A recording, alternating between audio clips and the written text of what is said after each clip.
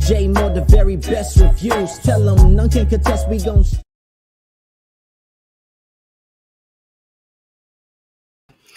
What's good, everybody? Welcome to the show. I appreciate everybody for coming through. I'm going to talk about Hbo'S The Last of Us, episode 4, numero cuatro, and another good episode. They are really doing a good job with the storytelling, bringing this along, not really rushing it. And we see now the relationship between Joel and Ellie. Ellie, you have to watch out for the clickers. Watch out for the clickers, Ellie. Don't let her get the clickers. I like the way he talked. But we see that they are on the road again. They started playing Hank Williams. So that's who's been singing that song. So please understand. So please understand. I didn't know who was singing that theme song of the show, but we see in the beginning that looking for some music to play. It's not like they can turn on the radio. It's not like somebody's at work at the radio station. And we see either Sweet Bill or Survival Bill, one of them, had a dang on Hank Williams tape in the car. Oh, hanky panky. Oh, hanky panky. So that's how they start bonding, talking about stuff. He got her as the navigator, reading the map. It's only her second day in the car. She don't know what the hell she looking at. I know people that's drove for 20 years don't know how to read a map. When I first started driving and doing road trips, that's how we drove. And I used to read maps. I liked reading the maps and plotting our course and figuring out which way to get to where and stopping here and there and stuff.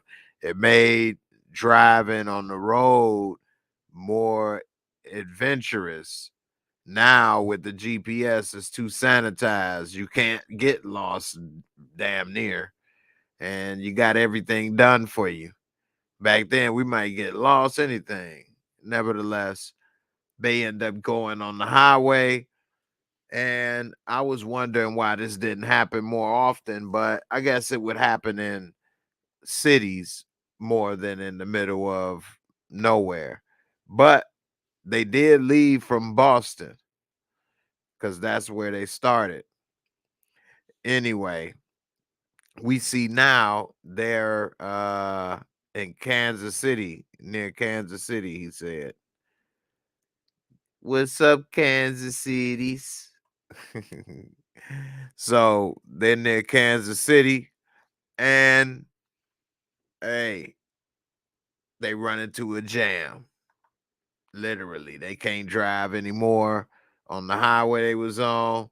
So they had to back it up and take a different route. And I knew as soon as that happened, it was trouble. It actually had me thinking, well, I mean, it was obvious that it was done on purpose, the way it was jammed. It wasn't just cars left, it was like a barricade as well. And when I saw that, I thought, well, it looks like somebody may have did this on purpose for setup reasons. So I don't know. I just got it on my phone as well. Shout out to Beyonce. She became the most decorated Grammy Award winner. So congrats. I don't really listen to all that stuff as much. I do know her music and who she is, though, of course. I didn't hear her new thing, but hey, congrats.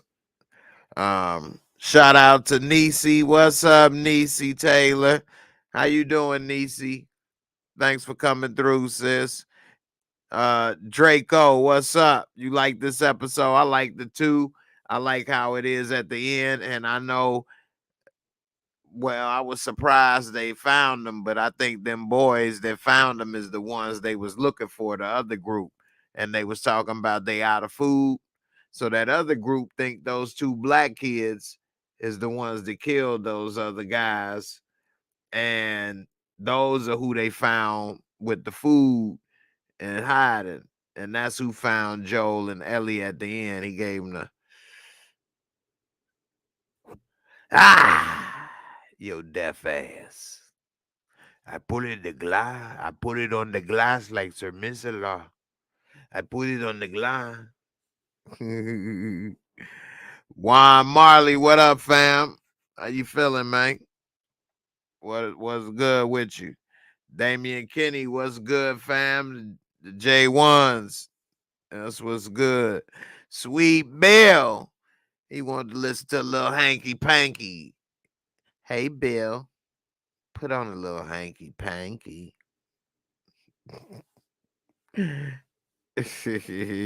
Oh, please understand.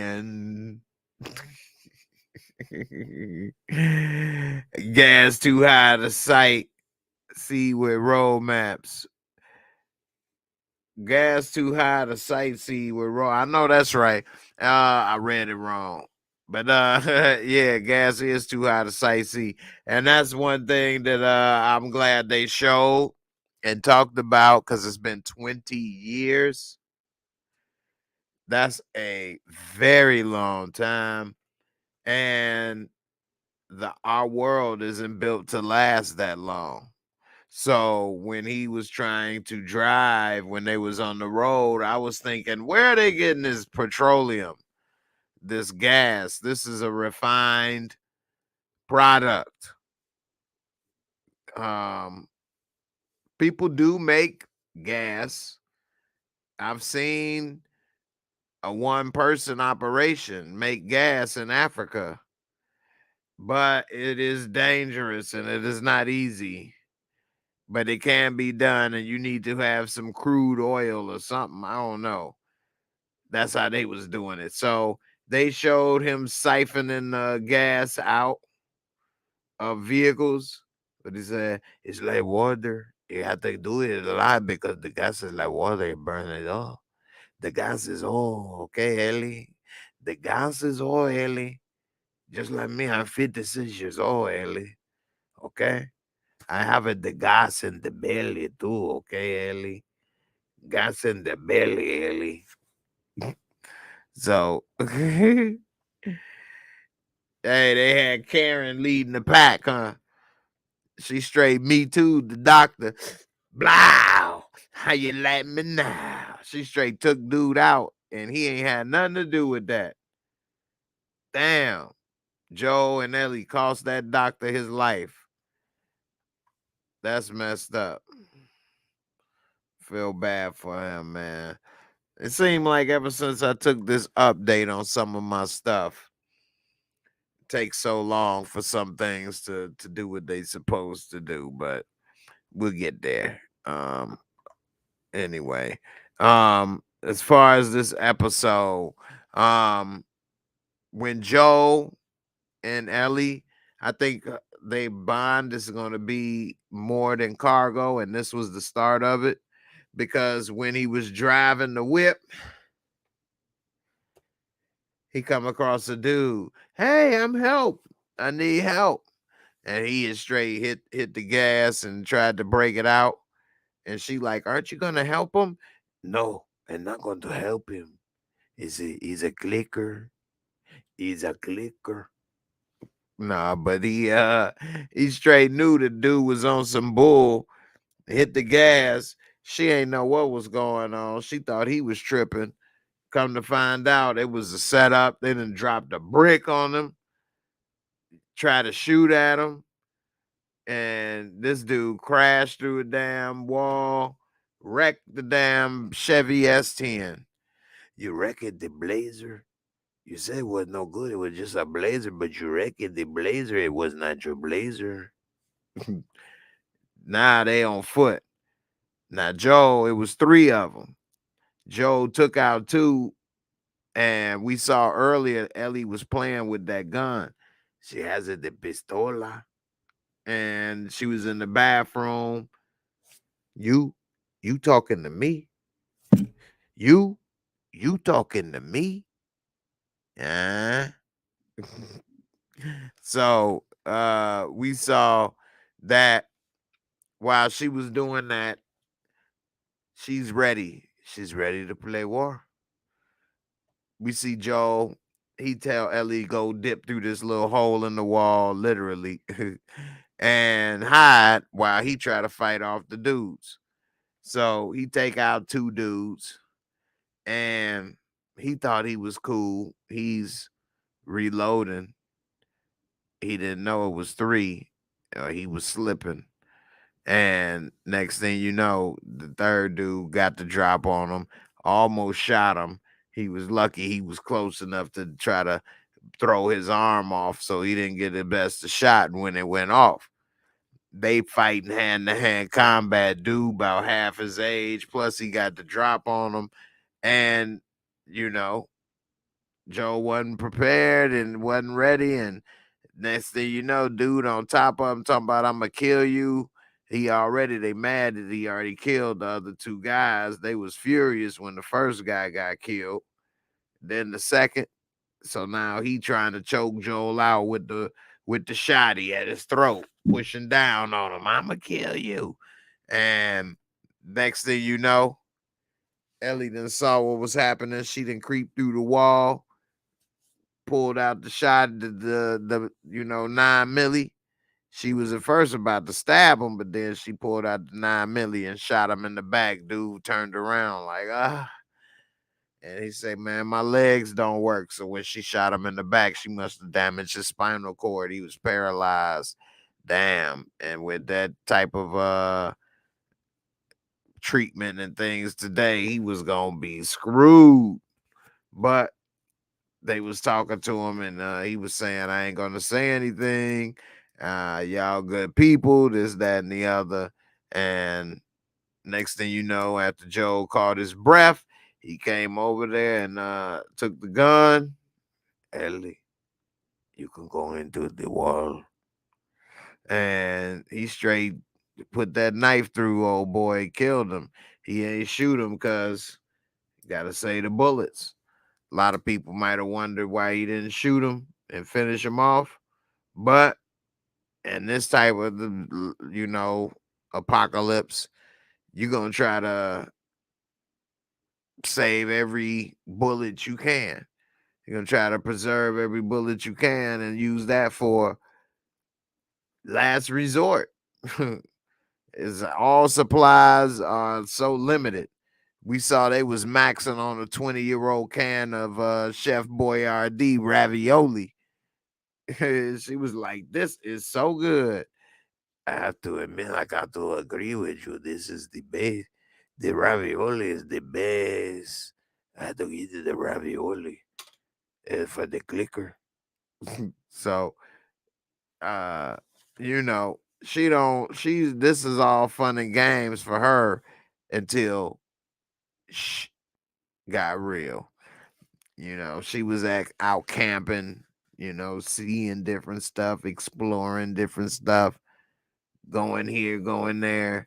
Next thing you know, now they on their ass. So now they took out those 3 guys. Like a couple minutes later, after they tried to leave, they was in the alley. They still wasn't fully gone. Here come reinforcements in the Hummer and other vehicles. Then they finding out they boys are dead. They looking for them who did it, searching the area. They definitely got the heat on now. And so, they down there made one situation bad into 2, 3 bad situations. But I mean, they really didn't have a choice because what they gonna do? Just let them jack them? Can't do that. So they end up bouncing. The people didn't see them in the alley. They were able to leave, go into another building, lay low after making a couple little dip moves, and the people never found them. But they ended up telling their leader, Captain Karen. Captain Karen to the rescue. Captain Karen was interrogating Doctor up in there, and she's asking all these questions. We don't really know who it's about. I'm guessing it may be about these two black kids we later see at the end of the episode, but not exactly sure yet. But Captain Karen, she got a ragtag group of mercenary soldiers that are fighting for her area. They took over the what is it, the DMZ, and pretty much run it themselves with their own army and their own weapons and their own rules. And so she upset that 3 of them was dead, but what made her even more upset is that it looked to me as if one of the 3 was who? Her son? I mean, you let me know in the comments. Again, this is my first reaction after watching it, so appreciate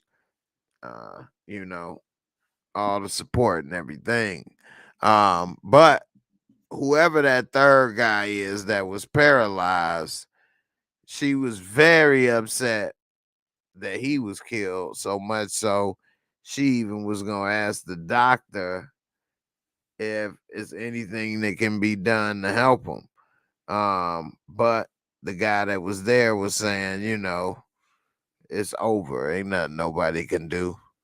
And that just ignited her rage, and she just went and just executed the doctor. Didn't even ask or tell him anything, so he don't know what just happened. But I'm sure he looking at the replay in heaven. So,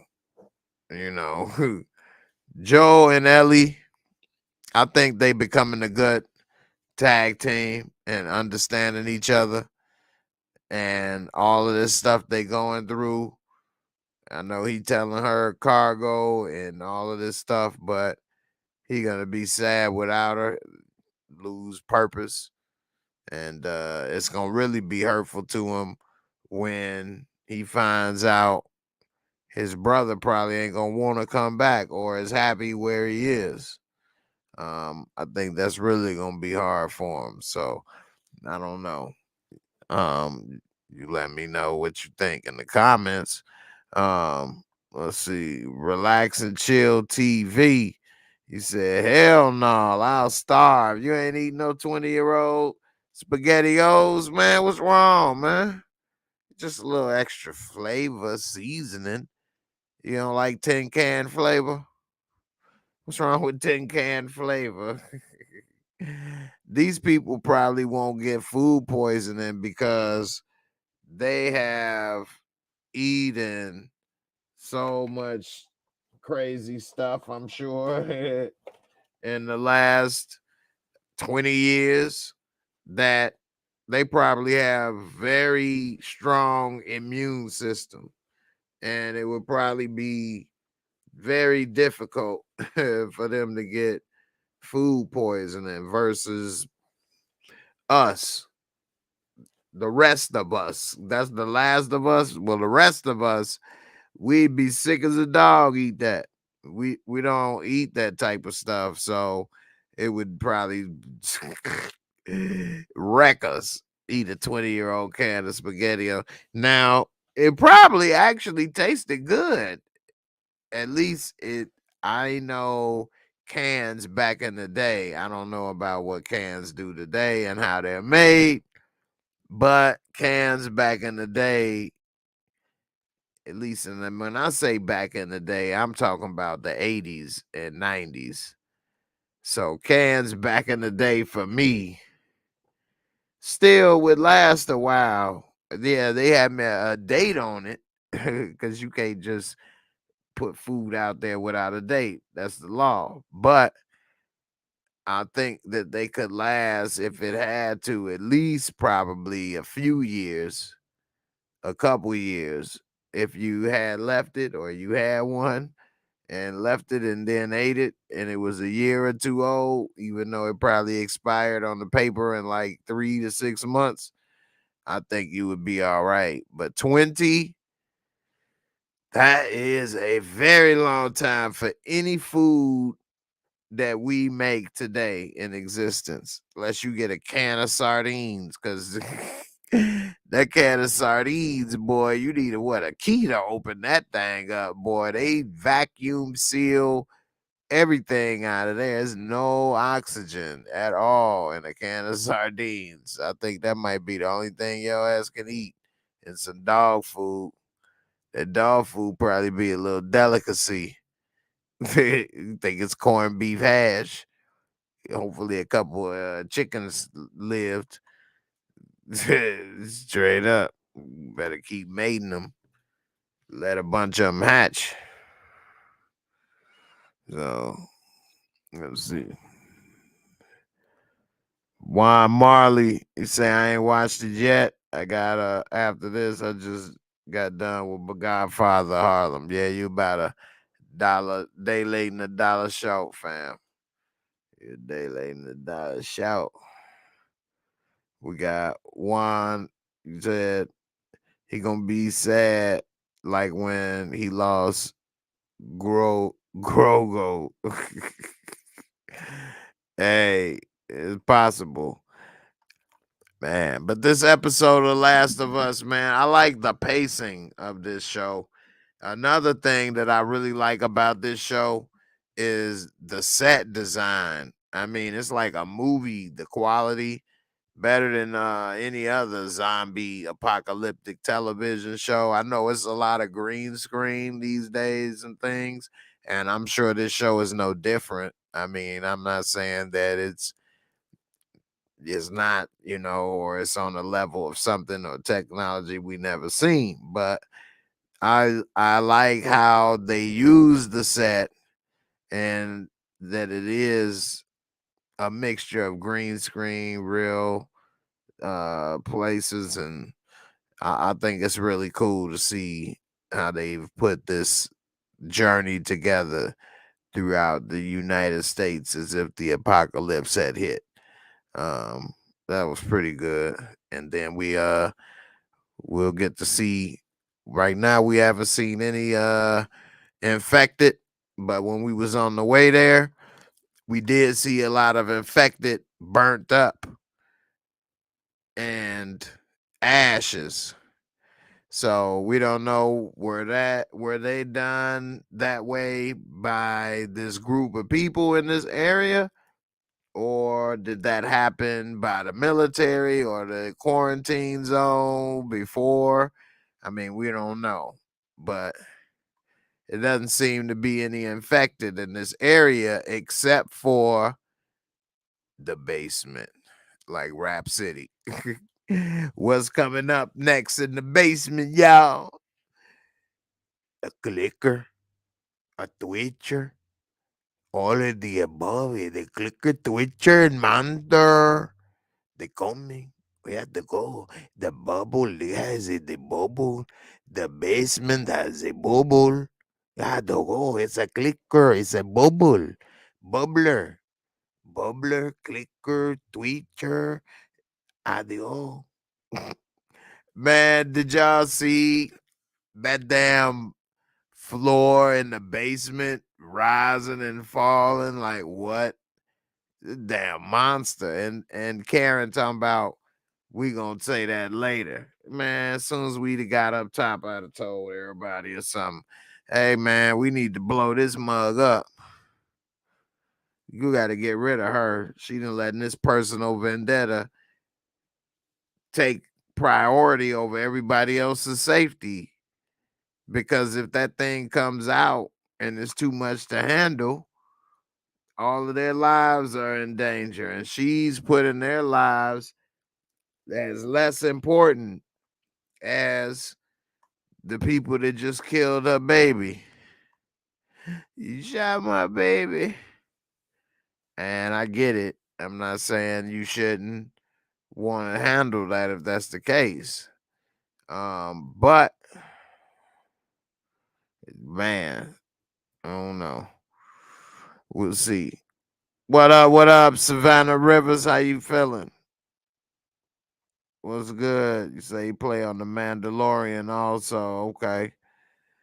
Yeah, he is the Mandalorian, ain't he?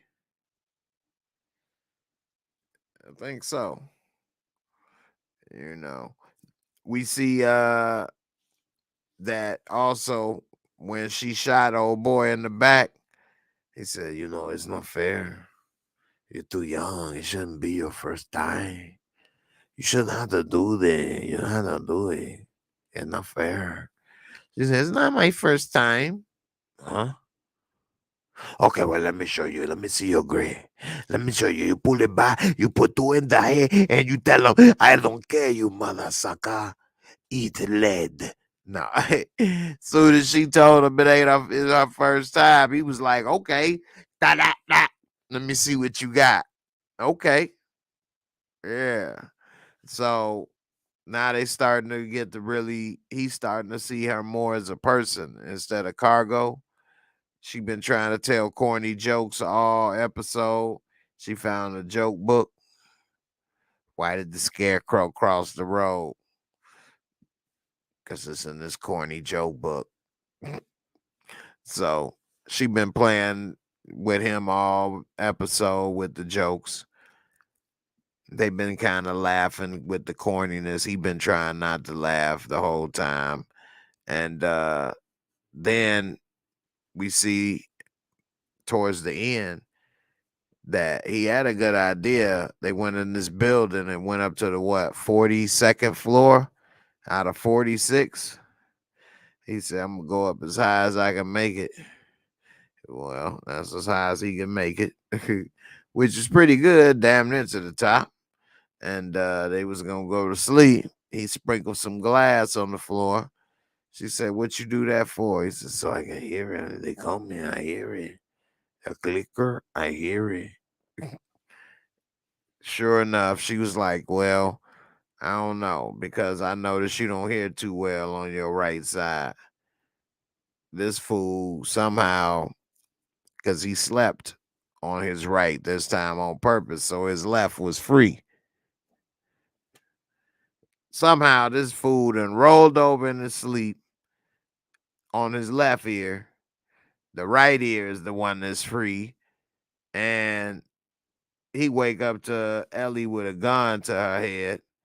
And she calling his name. And he got a gun on him. And he get the...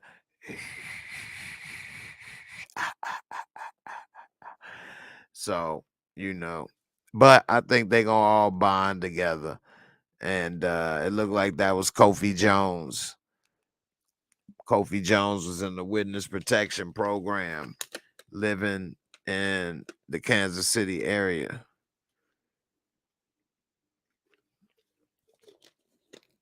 He had been living a comfortable life for the last few years.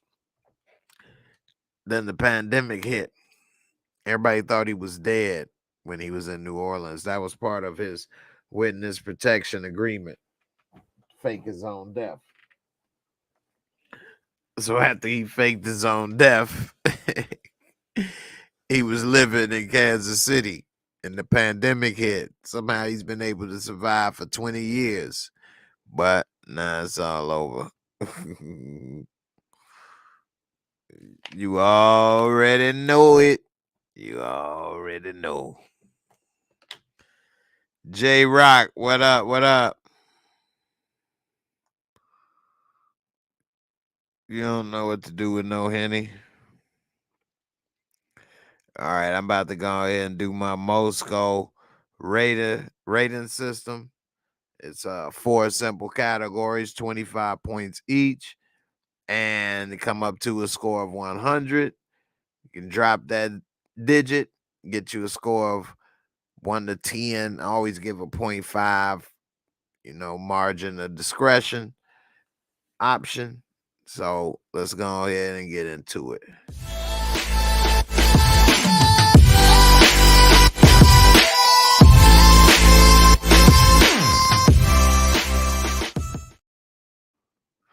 All right, so I got the 4 categories. Category 1, visual cinematography. Excellent how this whole thing looks, the set, the background, everything, props, the angles that they use to tell the story, just a lot with that. So with this, I would give it a 25 out of 100 for visuals and cinematography. Let's see, we got storyline and plot. Although this is the storyline that a lot of people would have liked to see, it's nothing, you know, that I've never seen before, but I give this storyline and plot, it was really good. I enjoyed it. A 22. Special effects, makeup, costumes, off the charts, excellent. Everything looks movie quality, spot on. The way that the cities look, even with the green screen intertwined with everything, I'm gonna give it a 25 top score, and that'll probably be every episode for this type of show. It's just off the charts, amazing set design, special effects, and all of that, makeup, costumes, and then lastly, entertaining, fun factor. A very entertaining episode. I liked it. I wouldn't say it was the most entertaining episode or one of the most entertaining television episodes I've seen, but I will say it was very good. I'm going to give it a 20 out of 25, which would give it a total Moorescore of 92 for this episode. A 92, which is an A. What would you rate it? What's your Moorescore? I give it a 92.